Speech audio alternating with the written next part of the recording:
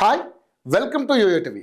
మరోసారి మన ప్రధాని నరేంద్ర మోదీ భారత్ స్థాయి ఏంటో ప్రపంచానికి తెలియజేసేలా చేశారు.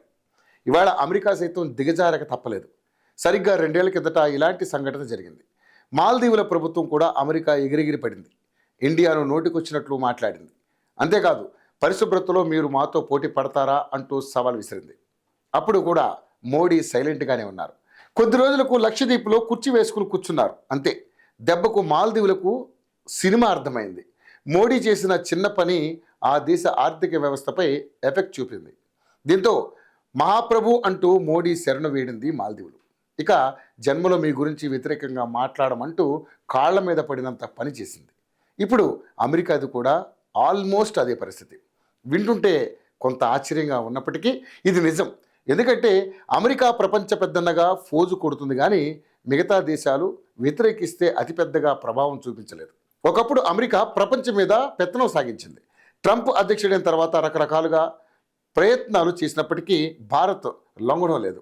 రష్యా మీద ఒత్తిడి తీసుకొచ్చినప్పటికీ ఉక్రెయిన్పై దాడి ఆపడం లేదు. చైనాను ఏదో చేయాలనుకున్నప్పటికీ సాధ్యం కావడం లేదు. పైగా రివర్స్లో చైనా సైబర్ అటాక్ మొదలు పెడుతోంది. ఇక ఇండియా మీద గంగవీరులు వెతుతున్నప్పటికీ మోడీ నిశ్శబ్దాన్ని మాత్రమే ఆశ్రయిస్తున్నారు. అమెరికా మీద ఒక్క మాట కూడా మాట్లాడడం లేదు. ఇదే సమయంలో చైనాతో వ్యూహాత్మక భాగస్వామ్యాన్ని ఏర్పాటు చేసుకుని ట్రేడ్ బిజినెస్ కొనసాగించాలని ఇటీవల నిర్ణయించి దానికి తగ్గట్టుగానే అడుగులు వేస్తున్నారు. బ్రిక్స్ సమావేశంలోనూ అదే దూకుడును మోడీ అనుసరించారు. ఒక రకంగా ప్రపంచ బ్యాంకు, ఐక్యరాజ్య సమితికి ధీటుగా బ్రిక్స్ను ఏర్పాటు చేసే దిశగా అడుగులు వేస్తున్నారు. ట్రంప్ ఆలస్యంగా మేల్కొన్నప్పటికీ తాను విధించిన సుంకాల పట్ల పశ్చాత్తాపం వ్యక్తం చేస్తున్నారు. భారత్ తనకు నమ్మకమైన దేశమని, ఇటీవల జరిగిన పరిణామాలు తనను ఇబ్బందికి గురి చేస్తున్నాయని కొంగ జపంలాగా మాట్లాడుతున్నారు. దీనిపై మోడీ కూడా అదే స్థాయిలో స్పందించారు.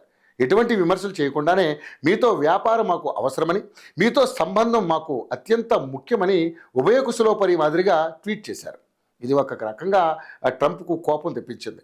అయినప్పటికీ ఒక మాట కూడా మాట్లాడలేకపోయాడు.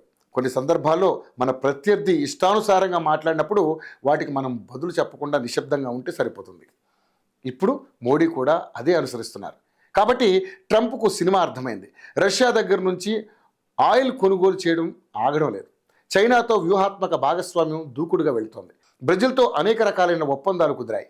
ఒక రకంగా చెప్పాలంటే ప్రపంచంలో దాదాపు 50కి పైగా దేశాలతో భారత్ ఇప్పుడు ఒప్పందాలు కుదుర్చుకోవడానికి రెడీ అయింది. సింపుల్గా చెప్పాలంటే ట్రంప్ను యాపో అంటూ ఇండియా లైట్ తీసుకుంది. ట్రంప్ ఊహించినట్టుగా జరగకపోవడంతో అమెరికా ఆర్థిక పునాదులు కదిలిపోయే ప్రమాదం ఉందని నిపుణులు హెచ్చరిస్తున్నారు.